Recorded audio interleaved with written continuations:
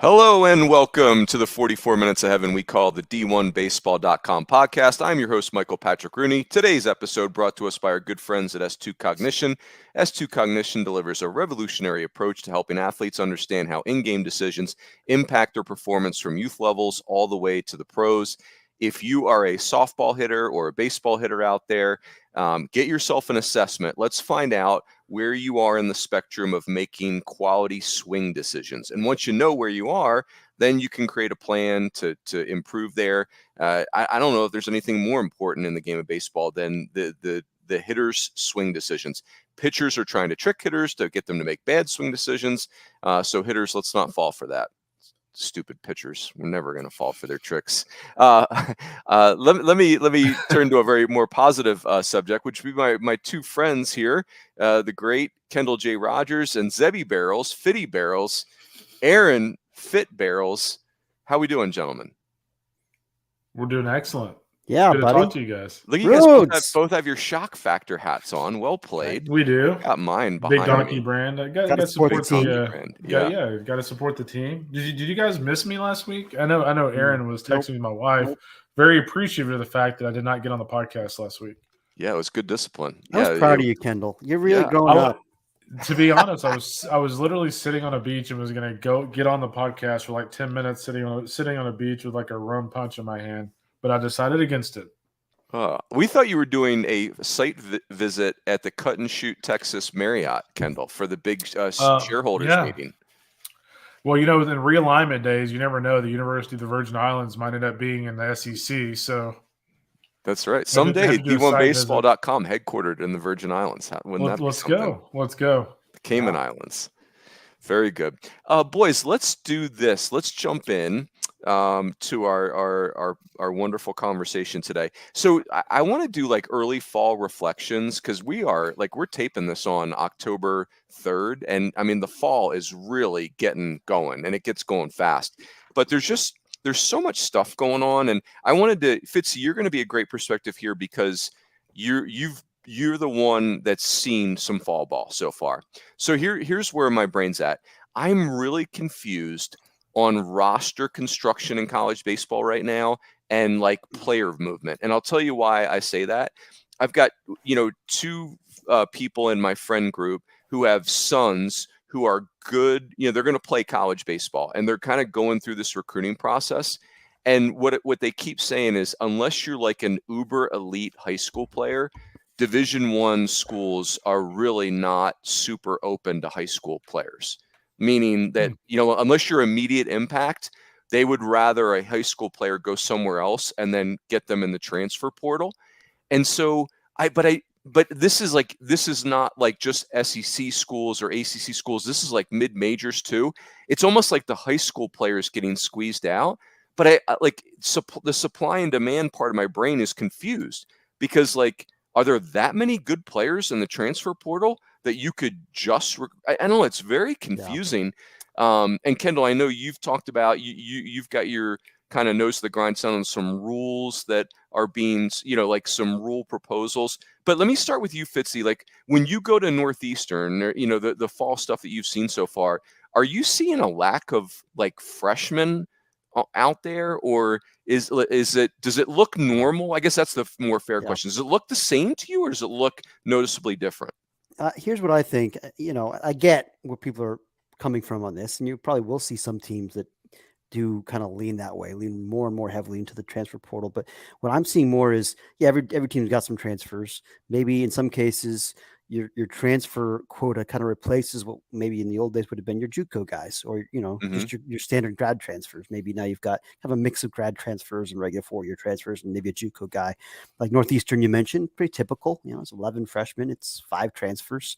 NC State, I was at this week, and they had, I think, 14 freshmen, 5 transfers, and they love their freshman class. Like it's actually, I love their freshman class. Boy, I'll tell you, they think this might be their best group of freshmen since 2011 with Rodon and Turner.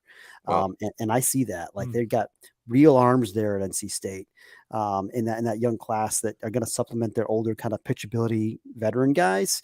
And that's kind of the thing that I guess has been missing for the Wolfpack. I mean, they're really good teams. They've had those power arms, but oftentimes they hit every year. But a lot of times it's, it's kind of your pitchability mound guys. If these young dudes can really develop, and you could build your team around that for a few years. So I think especially on the mound, when it comes to building a team, building a program for the next 3 years, that's an area where I think you still really got to go after those high school arms.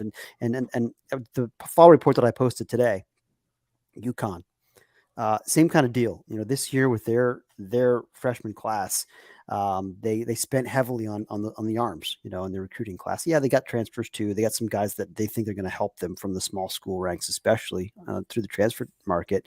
But I mean, I reeled off 5, 6, 7 names of freshman pitchers that are going to be core pieces for them going forward, and I love that model. Maybe there's still areas you can fill in. You can get maybe an instant impact closer or even a weekend start or whatever. But like, I still love the model of, kind of like what Florida typically does, or UCLA. Like they're loading up on those high profile freshman arms, those guys that, can be foundational pieces. And I guess there's a lot of different ways you can do it, guys, but I still think that's a winning model. And I'm seeing a lot of it on the road so far early in the fall. Yeah, it's interesting. I think that's the part that's still to be determined, right? Like there's been so much change, and the way coaches are going to put their rosters together is going to change. Kendall, can you update us on, it sounds like there's some movement kind of behind the scenes on, like things like counters, roster sizes, all those different types of things that tie into this stuff. Yeah, first is kind of looking at the roster thing real quick. I think Aaron brought up a great point about, there's still value to having a lot of freshmen. And, that kind of draws me back to LSU last year a little bit, in the sense that one of the most impressive things they did to me isn't necessarily the fact they won so much. It's the fact that they had all those players, and still, I mean, who knows what actually happened behind the scenes, but at the facade of this program, it looked like the clubhouse was in really good shape. So I guess my thing is like that is not, like, to me, the norm when you bring in a bunch of new guys that are, let's say they're talented at Wofford, they're talented at Stetson, and they all go to South Carolina. I feel like it's a lot harder to get those guys to be kind of all in and kind of assimilate those guys into the culture than it is to get a kid, straight out of Raleigh or, whatever, Rocky Mount, North Carolina, to go to NC State and kind of immerse them into the culture. Because I kind of feel like a freshman, I kind of feel like you go into something or go into a program feeling like you have to kind of earn everything a little bit. Whereas, like, if you're a transfer, I feel like there's an expectation set in terms of your role. So I actually still think there's a value there. But I will say this. I know we've all talked to coaches over the last couple of years that really struggle to an extent, even the biggest coaches in the game, with, hey, how much should I go in the portal versus recruit high school players? You think here's a perfect program to talk about on this is Florida with Kevin O'Sullivan. Florida could literally go get any high school kid they want in the state of Florida. Now, I don't know if things have kind of changed a little bit with JD being the head coach of Miami a little bit, because they do have a lot, or Miami does have a lot of success in the South Florida area. But for the most part, Florida's winning a lot of the battles against Florida State in recruiting. So, like, if you're Sully and you can go get anybody you want in the state of Florida, like, man, that's a really tough decision. Do I go get like 9 elite guys out of the state of Florida in baseball and in the high school ranks, or do I spend some of my capital on Colby Shelton and guys like that? So I think it's a very difficult kind of balance for a lot of coaches, and really the power conference coaches who have an NIL aspect and things like that. Yeah, I think coaches are scared to be young right now. Like, I think that's, it's funny. I did the Sunday night conversation this week with Ryan Fulmer at Oral Roberts, and it was awesome. It was one of my favorite conversations. He was great. What a magical run. They're the third four seed in the history of college baseball. I should say in this format since 1999 to make it to Omaha. But guess what? They had an old team. Now, it wasn't like a crazy portal team. Like, they're still kind of doing the old school JUCO stuff quite a bit, but yeah, to your point, Kendall. Hey, Kendall, what are you? What are you hearing on counters, scholarship minimums, roster sizes? Sounds like there's some stuff afoot behind the scenes. Yeah, for sure. Actually, we have a story out today, just kind of the state of college baseball going in the fall. Obviously, one of the biggest events, probably the biggest event for college baseball. The ABCA convention is first week of January in Dallas this year. We'll all be there.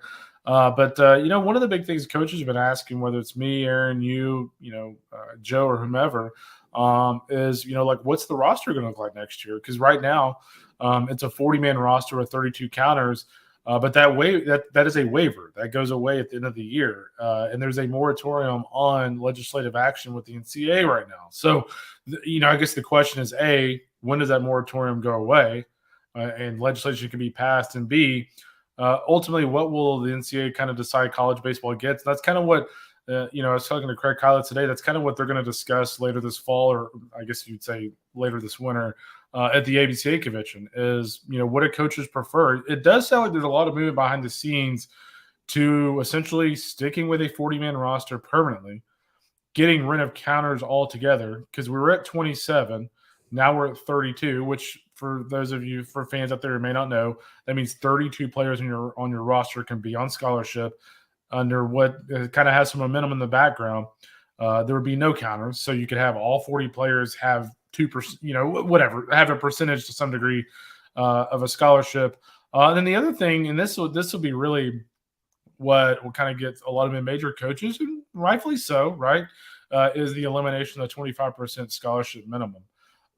If all three of those things occur, 40-man roster, unlimited counters up to 40, obviously, and then elimination of a 25% minimum scholarship, that's going to change the game for a lot of programs. See, I it's going to be interesting. Like I'm struggling with how much is it going to change the game, because and here's the thing, like Yeah. NIL has come on the scene so fast that it's like, Yeah. do we even have I'm going to say something that's kind of ridiculous, but I kind of sort of mean it. Like, does 11.7 even mean anything anymore? Like, because these Yeah. NIL budgets are going to keep increasing, right? And so There's ways around it. Yeah, Here's a it's better perfect way to say it. example. So Texas Tech, or no, who was it the other day? Not Texas Tech. Vanderbilt. So Tim Corbin, and a lot of his words have gotten taken out of context. People said, "Oh, he says he's never doing NIL." That's not what he said. He just said he prefers kind of the old school route. But Vanderbilt announced that every single player on the roster is going to get NIL money. A&M has the same kind of program. Texas Tech has the same kind of program. I'm going to guess all these other programs do as well. So you're right to a degree that, you may have 11.7, but every single dude on that roster is getting NIL money. So, at the end of the day, if you're a collective, there are no rules saying who you can give money to. So theoretically, Runes, you could look at your roster management and your roster setup and go, okay, hey, these guys are 11.7, but Aaron Fitt and Mike Rooney aren't 11.7. We need to get those guys. We need to get those guys a little extra money. Yeah, there's no salary cap. You can actually kind of finagle your collective dollars to actually account for that. It's kind of crazy, really. Hey, Fitzy, you be the judge for a second. I'm going to be Attorney Rooney here. Do you mind if I make a case to you? I would love that. Yes. Okay. So Your Honor, I would argue that coaches in college baseball, we need to just forget about counters and scholarship minimums, because to Kendall's point a second ago, with NIL money and Alston money and the allure of schools in the SEC and of that ilk, I'm gonna give you this example, Your Honor. Arkansas and Central Arkansas. Central Arkansas is a program I think is a very good program. They've got a nice facility. They've had good players. I consider that a well-run program. If there are 10 recruits in that region and Central Arkansas offers them 50% scholarship out of their 11.7, and University of Arkansas at Fayetteville offers those 10 kids a roster spot, my contention is that 10 out of 10 are going to Arkansas, because even without scholarship, they're going to get Alston money.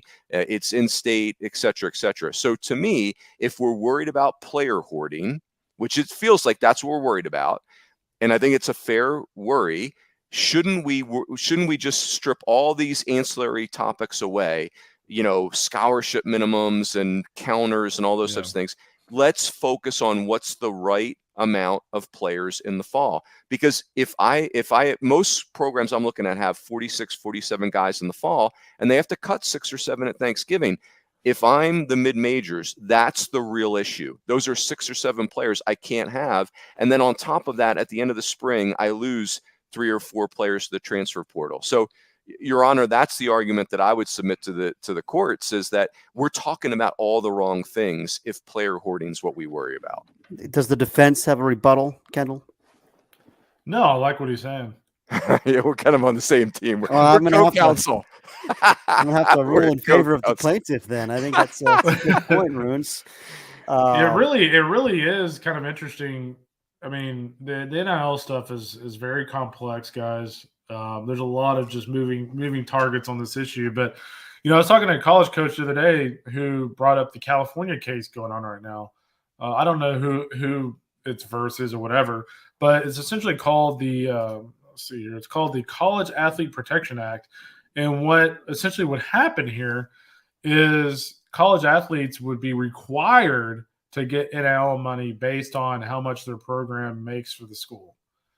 So like a football player and a basketball player, let's be honest, like we're mainly talking men's basketball and men's football. Those players would be required by a school to give a certain amount of money because that program brings in X amount of revenue. And this coach kind of told me, like, this could really change all of college athletics, like even more so than it's already changed. Because what happens is if you're a collective or if you're a school, and the school, by the way, would be part of this, divvying out this money. If you're a school, let's say you're at USC or something like that, and you're given, so much money to the football team, the basketball team, and you're the athletic department, you may not have enough money to pay for some of these other sports if you're giving this amount of money to the football team. So his point was, keep an eye on this case. I think the Supreme Court, I think, is actually hearing it. Because if it passes, if the Supreme Court is in favor of the athletes here, that would mean that there would be some programs around the country that would definitely get cut. Yeah. In a lot of sports. I think the NBA has that. The NBA has a deal where the players get X% of revenue, but the accounting part of that's scary, right? Because revenue is top line dollars, but what about costs? And oh man. Hey, go ahead, Fitzy. You're right. Yeah, that's above my pay grade right there. But I want to push back on one thing you said, Runes, during your argument a moment ago. Mm-hmm. You said if player hoarding is what we're worried about, and my question to you is, are the powers that matter worried about player hoarding? Because I would argue probably not. Like the programs that are moving the needle, they want to hoard the players. Of course they do. They should, right? Because I think Fitzy, it's a very fair question because like if you're running one of the power privileged programs, like you're running one of the big time programs in college baseball, you should take the rules and then run the best program you can. If that means having 49 guys in the fall, you should absolutely do that. The rules allow you to do that. You have to make that determination as the CEO of that program.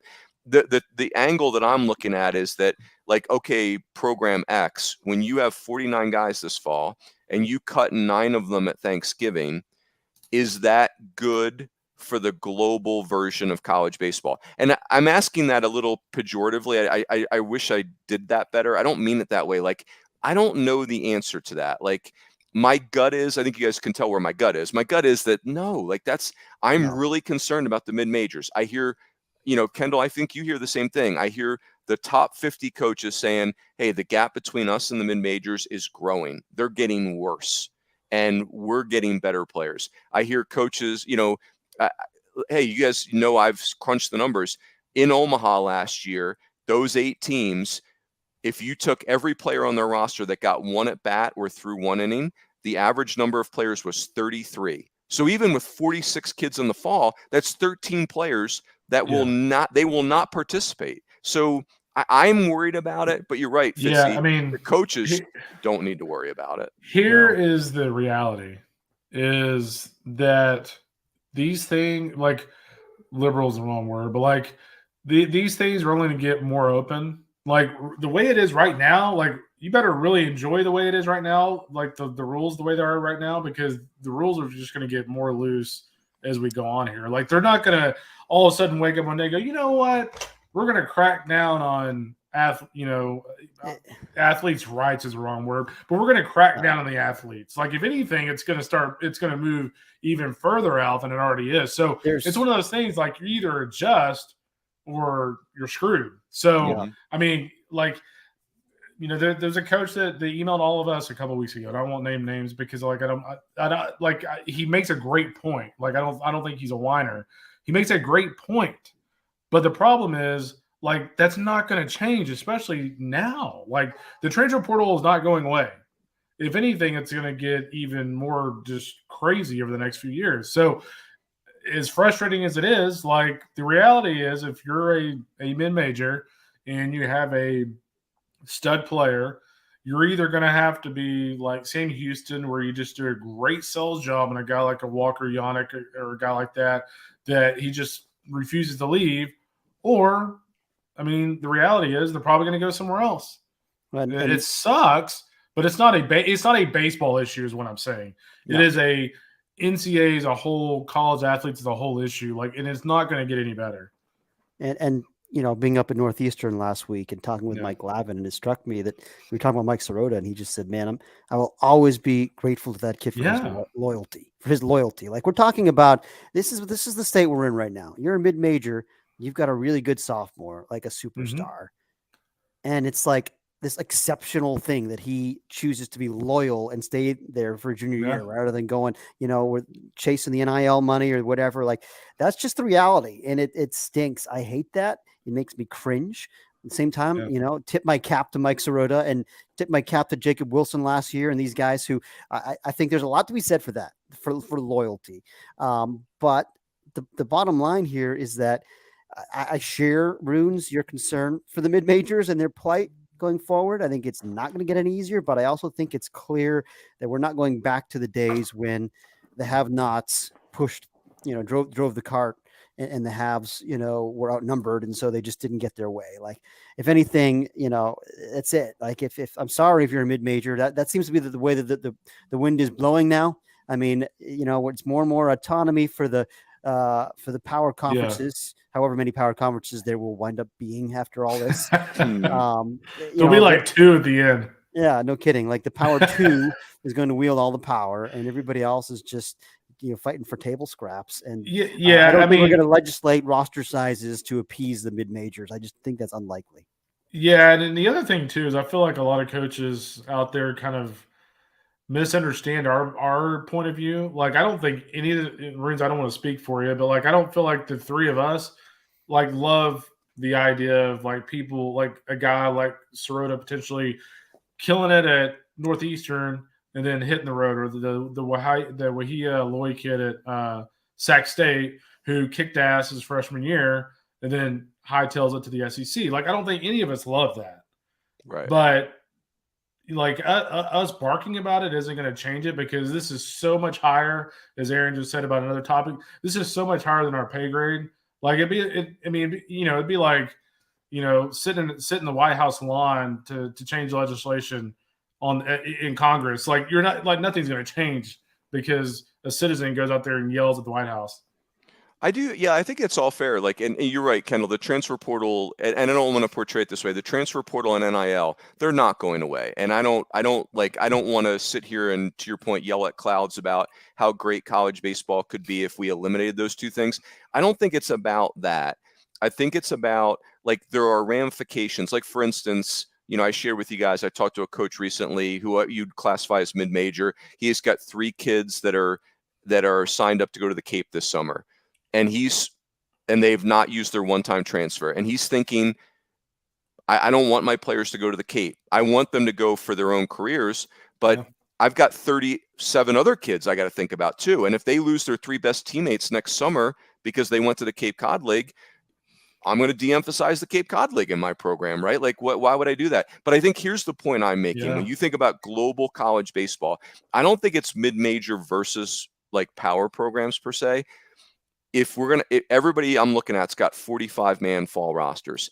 Let's assume they play 35 this spring. We'll actually get even an at bat or pitch an inning. 10, and let's think about the top 50 programs. 10 times 50, that's 500 kids that have Division I baseball talent that are not going to play Division I baseball this spring. So what happens? Like, are they going to go to JUCO? Are they going to go to Division II? And that's not even counting the kids that we couldn't get to Division I baseball because they signed in the draft. So I'm worried about the talent pool. That's what I'm worried about. I'm not worried about we all love a good mid-major story. We all love when LSU's great at college baseball, right? Like, we're not playing favorites over here, but those 500 players, like that, man, that's a lot of talent to just throw in the closet for next year. Like, that's what has me concerned. We're not a sport like football where we can tell those kids just go get in the weight room and play on the kickoff team next year. Like, baseball players need the reps. So that's where I'm struggling, is we have a system right now where we're taking a lot of players that have the ability to play at this level, and we're just shoving them under the rug. And I don't know what the fix is, to your point, Kendall, but that does not feel sustainable to me.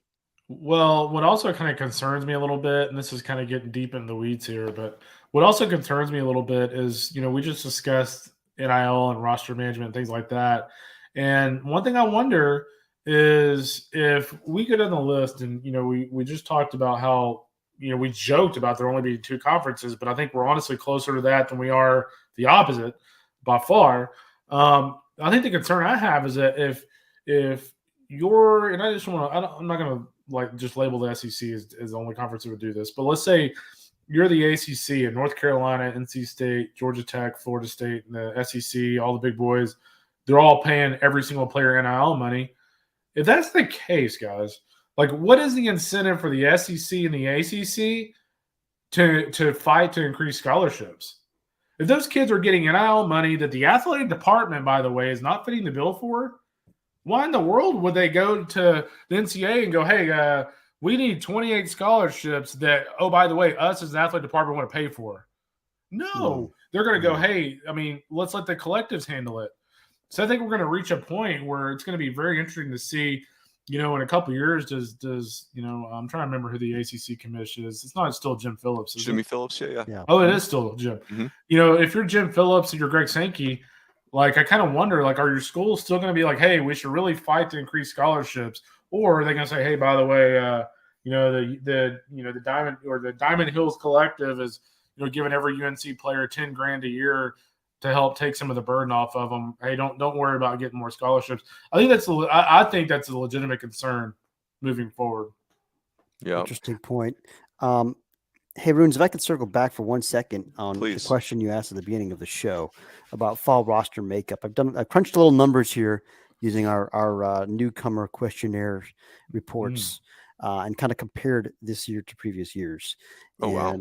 What I found is that the average recruiting class, and it doesn't cover all 300 plus teams, but we got a large response, 240 or so teams responded. And then the average incoming class this year is 10.2 freshmen, 4.8 JUCO transfers, and just about 4.97 4-year transfers. That's your average class, about 20 newcomers per class. Last year, a little smaller, about 18.9 newcomers per class. And again, there's some dynamics here with rosters and COVID things easing up or whatever. Maybe there's more spots to fill. I don't know if it's a matter of bigger rosters or what, but it was about 10 freshmen last year, 4.8 JUCO,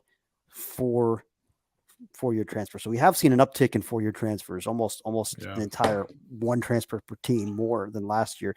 And just for a reference sake, 2019, last year before the pandemic, the average freshman class was 9.8, is about 4 JUCO kids and 0.6 4-year transfers. So the classes are bigger now. And again, I don't know, with the COVID stuff and the roster size changes that sparked, like how you compare those things, but that's what we're seeing. So those are your trends. Yep. Yeah, I'd be curious to talk to JUCO coaches as well. Like, has the talent in JUCO ball improved over the last couple of years? Like, I don't see enough. I think I watch like 1 JUCO game a year, but I'd be curious to know if the level of play in that division has gotten a lot better. Yeah, I mean, certainly it's not gotten better over a 20-year period, but you're Yeah. right. I think that's the perfect bow for this, kind of like the way where my brain went when you just said that is, hey, like there's just the seas are shifting violently and in all kinds of unpredictable uh, directions. And so I think, Fitzy, this speaks to the stats you just reeled off. If you're a coach in that world and you're trying to get your arms around it, you probably are taking more players because you're just trying to figure it out right now. Like it's not, if I'm asking coaches to be precise in their player acquisition practices right now, that's not a fair ask because the environment is not, it's such a whipsaw right now. So It's yeah. being a baseball coach and frankly a college coach in any sport that's somewhat revenue sport has got to just be excruciating these days because you're trying to recruit, you're trying to coach your team, you're trying to keep kids. You're if you're a big time program, if you piss a kid off, he's probably going to go in the portal and go somewhere else. I can't imagine dealing with all those things at once. Yeah, and it hurts that's another thing that hurts spend a lot of money and time investing in freshmen. Are they going to be there? I heard one coach this fall say, "Hey, if my freshman plays too much, he's gone. If the freshman plays too little, he's gone." Now that's, like this is exaggerated, right? Like we get all that. Hey, Fitzy, let me turn us to this. So you're up at Northeastern. You've seen some fall ball so far, and you can take us wherever you want. But I'm really curious about Northeastern because I've got all these mixed, conflicted feelings in my mind. And then I read your fall report on Northeastern. It's like, dang, okay, there's a program I can set my watch to, right? Like Mike Glavin and those guys, they know who they are. Kids like Mike Sirota are staying. Like, man, like you talk about an anchor in the middle of a really rough sea. That report was really refreshing to read. Go wherever you want with it, but that was super cool. Yeah, I mean, I think they're a top 25 team, a preseason top 25 team. That's what I think they are. It's a team that won a lot last year. They have been winning last 5. They've been to 3 regionals the last 5 years, something like that. They just kind of need to, for them, it's like, take that next step. They're kind of, approaching that same, I think we talked about this before, the kind of UNC Wilmington category, to use one of their league mates, where it's like now they're a regional regular. They need to take that next step, play better in a regional, get to a regional final, that kind of thing, win a regional. And they need to repeat it, back to back. I mean, Coach Glavin said it in this report. I mean, the last 3 times they've made regionals, they've kind of laid an egg the following year, 59-58 record in the year after. And so, he's kind of worn out that message like, hey, we need to do better. But the fact is they're getting guys, right? And they're developing guys. And it's not just Sirota. I mean, I think Cam Maldonado's, he's super exciting, like power speed guy. Also, he stole he went 32 for 33 in steals last year with 13 homers and 13 doubles as a freshman, hit 353. Like that'll play. I mean, they got guys, they got power in there, older players, Tyler McGregor, Alex Lane, like physical dudes. They've done a good job kind of upgrading the power arms on their staff, and you still have your strike throwing kind of mainstay guys back and Avon Cabral and Wyatt Scotty. So, I mean, it's, it is not, I think it's going to be difficult for programs like that to compete every year, especially at a private school. But I mean, then again, you look at this program and it's like, why are they competitive anyway? I mean, like you're in Boston, it doesn't get nice until May. You're at a private school that's very expensive. Your facilities, I mean, I wrote about this in the report, but I'm out there. It's Saturday morning scrimmage. We're trying to beat the weather. They finish up, and as I'm talking to Glavin on the field, like they're setting up the soccer nets behind him and right in center field. Like they don't even have their right and center field like set up to the proper dimensions because they've got to make room for the Brookline, high school soccer team or football team or whatever. Like seriously, marching band. That's what we're doing. You're like, this is a Division I baseball program. Yeah. Right? So it already defies logic that these guys are good, basically, I mean, consistently now, and that they have the kind of talent they have. And I think it does speak, and it's cliche, but it does speak to the value of culture and coaching and development. Yeah. They've built those things. They've built a culture, like, hey, if you're all about the gear and the facilities, like maybe this isn't the place for you, but if you want to get better, if you want to be tough and you want to win, I mean, we'll make you better. And I think that programs like Maryland kind of had done that too under Chef, and then under Rob Vaughn, they've kind of kept that same thing going. It's like they would take me around to facilities when I'd come in the fall, and they'd be like, yeah, like, if guys, if they're all about the facilities, like maybe you're not going to be a good fit here, but like, screw that. Like, we're going to embrace that. We're going to make you better. And that's what it's about. And so I do think there is still a roadmap, but it's all about people, guys. And it's all about selling your other things that your school offers too, your education, Northeastern, whatever, Maryland. I mean, there's other things that these places can offer in addition to the baseball. But I think it's just, the bottom line is you got to have the culture. And every coach wants that. Every coach talks about that, but actually doing it and building it is something different. What's really interesting about Northeastern, I'm just kind of going through the roster. I was just curious of like the makeup geography-wise of their players. What this kind of tells me is that the talent level of high school players in New England is actually pretty damn good. So, I mean, if you look at their roster, they've got like 3 or 4 kids from New York. And don't worry, Aaron, I'm not going to call New York New England. But they've got like 3 or 4 kids from New York. But other than that, it's Connecticut, Vermont, New Hampshire, Massachusetts, obviously, Maine. And so, like, that tells me when you consider programs like Connecticut and Boston College, who have been good recently, that tells me that the high school talent level up there must be pretty dang good. And UConn, of course, gets a ton of New England kids and Massachusetts kids, Connecticut kids, in addition to some New York kids. But yeah, I mean, there's, and plus you got your SEC, ACC programs that go up and raid New England every year, Vanderbilt and Virginia and North Carolina and, Clemson. These kind of programs have a long history doing that. So yes, there is actually, like, it's kind of a sneaky good region. And a lot of times you're getting guys that aren't necessarily polished enough and ready to go out and play pro ball, but they have upsides. A lot of them are multi-sport guys, hockey and football guys. They have that kind of physicality and mentality to them that they just need to kind of, learn how to focus on just being a baseball player. And once they do, they tend to blossom year 2, year 3. I think that's something you see a lot. And that's why, the Vanderbilts of the world like getting those kind of kids too. It's identity, right? Like, I think Mike Glavin's phenomenal. One thing, he could probably go anywhere he wants, right? Like, I mean, that's a national baseball name. Yeah. He loves it there. And then also, like, their identity, the way they play, they're aggressive, they run, they're physical, they're athletic. Like, it kind of fits their recruiting pool too. But just to put a bow on that, it's so cool. Like, it's so easy to root for Northeastern. And that again, if you're listening, that fall report that Fitzy wrote on Northeastern was phenomenal. Hey, Kendall, you've been doing some of these fall nuggets that are kind of appetizers for our fall report. Yeah. 2 teams that's now, one hasn't made it in there yet, but I'm curious what you've learned about Indiana State and Arkansas. Were 2 schools that really jumped out from our chats and from what I've read in your nuggets.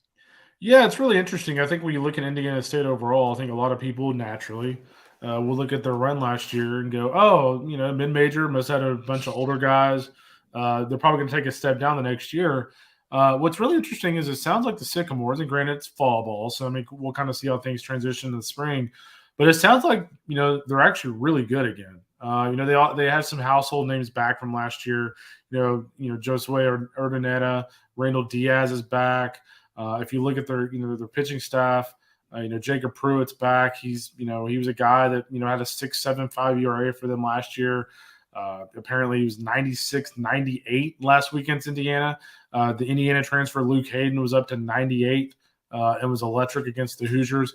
And then, if you look at the rest of Indiana State's club, they've got their catcher back, the McGill kids back for another year. You're talking about just an ultra experienced backstop. And then Jared Spencer, who had a little bit of a scare in the scrimmage, and got a little bit banged up. If you remember, he came out of the super regional game against TCU last year with an injury. The test came back negative. He got banged up again last week. Thankfully, the test came back negative. But you're talking about a top 50 prospect. And so it does look like Indiana State's going to have another very good team with experience in a lot of important areas. And Indiana, guys, has a chance to be a really solid club too. Nick Mitchell, the Western Illinois transfer, who, if you go look at his profile on D1Baseball from his year with the Leathernecks last year, their video game numbers, he was obviously ultra impressive for Indiana. And then the other team for me that kind of caught my eye, and I think Joe was the first one to kind of bring this to our attention, so I did some digging on the scrimmage, is Purdue. Purdue won a doubleheader from Louisville in a fall scrimmage. And so I talked to Greg Goff and got some nuggets from him. Luke Wagner, the Georgia transfer, has done a really nice job for them from the left side. Jackson Danley, an experienced arm for Purdue, was really good in that scrimmage. Then Cooper Kornblum was very good for the Boilers too. So, Purdue struggled last year in the Big Ten, but obviously it looks like they're a little bit improved. And then for Louisville, it sounds like from just talking to a couple of different people who are at the scrimmage, sounds like they're hitting, obviously, aggressive as usual. The Luke Napleton, we talked about transfers earlier. Luke Napleton was a Division II transfer they added. He was as advertised in that scrimmage. But fellas, kind of looking ahead, and I can't remember who's going to see Louisville, but I'll be very curious to get one of our guys' take on Louisville's pitching. It sounds like their pitching scuffled a little bit against Purdue. But yeah, guys, the Midwestern programs making a lot of noise. And then last but not least, North Carolina, Pat James for us was kind enough to write up some notes on North Carolina. And it sounds like Alberto Osuna was very, very good in their scrimmage. He hit 2 home runs over 450 feet, had 3 hits against Walter State. And they've got a couple of pitching transfers that I'm sure Aaron will be kind of pinpointing later this fall from Walter State. Fitzy, have you ever spoken? So Hunter Stokely is quickly becoming a personal favorite of mine. To me, he's like college baseball John Kruk, even though Stokely has really cleaned up his body. So I need him to stop doing that so he can remain college baseball John Kruk. He seems like a super neat kid. I don't know. Have you ever spoken to him? A little bit, yeah. He does seem like a neat kid. I don't know him real well, but it's a player that has continued to get better year over year. I think a couple years ago, I thought of him as maybe the biggest singles hitter in college baseball, yes. And he has, to his credit.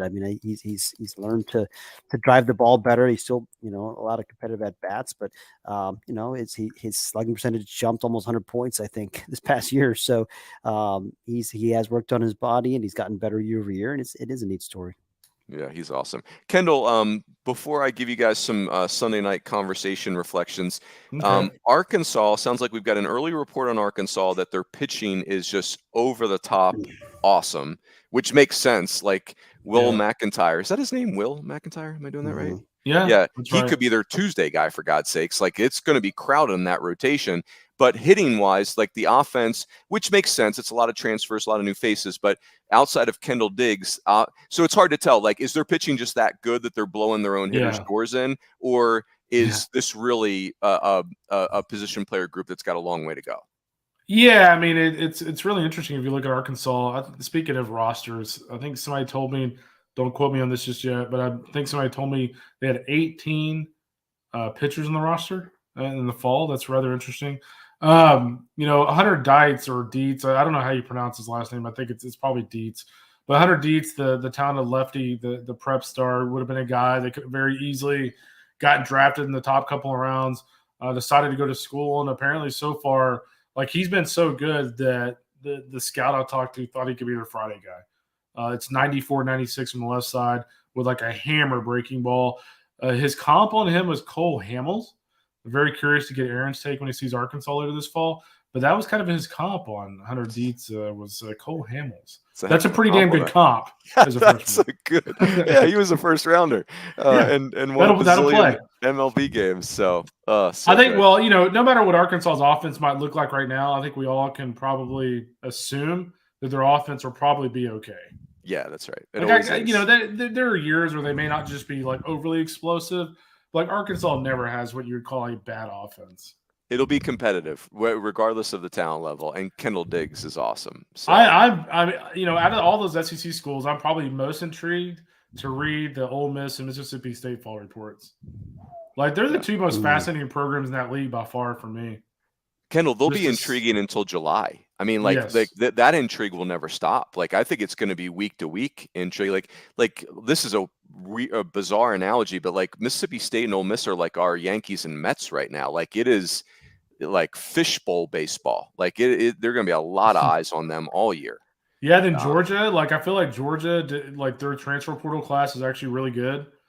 If West proves to be a solid head coach, that could be a team that surprises some people because they've got some nice pieces, and they have a guy named Charlie Condon who's pretty decent. So who? Yeah, Yeah, that guy. Speaking of loyalty, that's another great one. We said it last time on the podcast, and I'll repeat it. Like, if you're in the SEC, every day is code red, right? Like, it's just like you are. If you are not climbing the mountain at a very rapid velocity, then you are getting left behind. That league is just absolutely nuclear at all times. Boys, let's wrap with this. So I've been doing all these podcasts. It's been so fun. You can tell that I've got a lot of first world concerns over here. I'm worried about all the changes in college baseball. The Carrots took their first loss last weekend. I got a lot of personal angst going on. These podcasts have been great for my soul. I did the podcast last week with Stephen Schock, which was amazing, super fun. And then, these Sunday night conversations, I got to do the Kansas State one with Mike Clement and then Ross Kiva and Blair DeBoard was so cool. You mentioned earlier, Kendall, the one with Ryan Fulmer of Oral Roberts. I mean, it was so cool to relive their run to Omaha last year. I just booked Tom Holliday this morning. Think about this. Tom Holliday took a team to Omaha as a Division I head coach. He's just a dude from Pittsburgh. Took a team to Omaha as an assistant coach, as a head coach.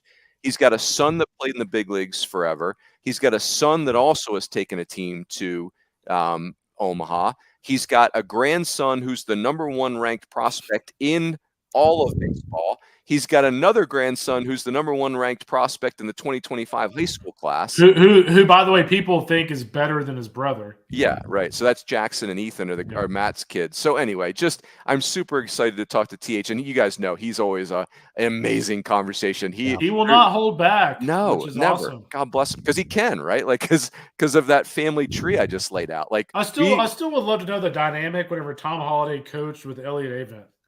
Like, you talk about like 2 dudes who refuse to hold back. Like, I would love to be in those coaches' meetings. It worked pretty well for a few years. Yeah. Yeah. Well, TH's secret sauce is his wife, Kathy, is amazing. Like, she is an angel on earth. So she is, they're an amazing. Yeah. If the previous Sunday conversations are any indication, fans are in for a treat. Because it was hard to beat the Clem, DeBoard, Kivett series, but Moose was awesome, and obviously Fulmer has a great story as well. We just talked about people being committed to schools. I mean, Ryan Fulmer from Pennsylvania could have very easily gone back to Penn State for probably a hell of a lot more money, and decided to just kind of stay the course at ORU. And in this day and age, that's to be commended. Yep. If you guys will allow me to indulge myself here. Here are my next 4 Sunday night conversations. So this week is John Yurkow of Penn and Dr. Barry Davis of Rider. I'm getting a little Northeast flavor there. I like that, actually. Yurkow's done a great job. Yeah, and they had great runs. Remember, I mean, Penn was 2-0 in regionals last year, and Ryder had that big win against Coastal. Then the week after, I'm really pumped about this one too. It'll be Matt Hobbs and Chuck Geralman. So like 2 up and coming SEC, not even up and coming, 2 premier SEC assistants. Those are 2 neat guys. One's on the pitching side, one's on the hitting side. The week after that is going to be Mitch Gaspard and Tim Jameson. So, kind of getting back to that theme of the OG club. Yeah, right. Like SEC head coaches who are now doing a really cool job as assistant. I like that coaches. idea, actually. Yeah. And then Tom Holliday. I've got like a white whale a guest coming down the pike. I don't want to jinx it or say anything, but I've got another. Can I go ahead and predict who it's going to be? What do you predict? Yeah, go for it. What's going on here? What are the balloons? What ball did you hit, Kendall? What was that? We got balloons on the screen. All right, who the hell did that? That wasn't me. Yeah, 48-minute mark of the video. You're going to see balloons. It's worth your time. I'm going to say it's Murph. That's right. I was going to give you a hint that this person is in or the MLB playoffs. Yeah, right now it's Murph. I told you guys, Murph. Somebody recommended Murph because this is a guy that won almost 1,000 games as a college coach, and now he spent a decade in the big leagues. And so, of course, Murph is like family for me. But that was the nature of the suggestion. Was that person said, "Hey, like Murph's done everything at this point in our sport." So. Anyway, yeah. So thanks for indulging me there. That's Those okay. conversations The good thing about Murph on with you is he'll be the second best coach on the pod. That is, I appreciate that comment. I've never Kendall. seen grass stains on Merce pants. That's a good point. That's a good point. Yeah, that's a great point. Something he can aspire to in his career. Oh, gentlemen, this was great. Thank you for the good vibes. That was what a fun time of the year. Fitzy, what's next for you? Where are we going? Where are we going to see baseball next?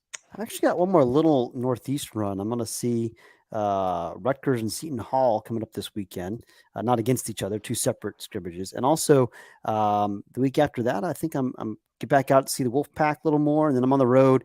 I've got Kansas State. I've got Kansas, Oklahoma State. I've got Arkansas. Would love to try to get Oral Roberts in there as well if I can make that work. So that's the next week and a half or so for me. Hey, Kendall, you didn't see the that's awesome. Kendall, you didn't see the end of the podcast with Ryan Fulmer yet, but he gave you and I a shout out. Remember we did that Zoom call during the pandemic for Oral Roberts when they were doing their fundraiser? And so Ryan Fulmer, you and I jumped on a Zoom call with them, did a Q&A with their radio guy. And yeah. So anyway, Ryan was very appreciative of that, which is super cool. So. Yeah, I think back to the interesting things we did back then. I still remember doing the live group chat with Jordan Wicks. Remember when me and KP were probably 8 beers in doing a live chat with Jordan Wicks? How great is that? Oh my gosh. And he's a big leaguer now, so it's just kind of I do remember that a little bit though. Yeah, that's very awesome. Cool. Awesome. Gentlemen, it was a pleasure. The pleasure was all mine. That's it. Everybody have a great week, and we will catch you next time on the D1 Baseball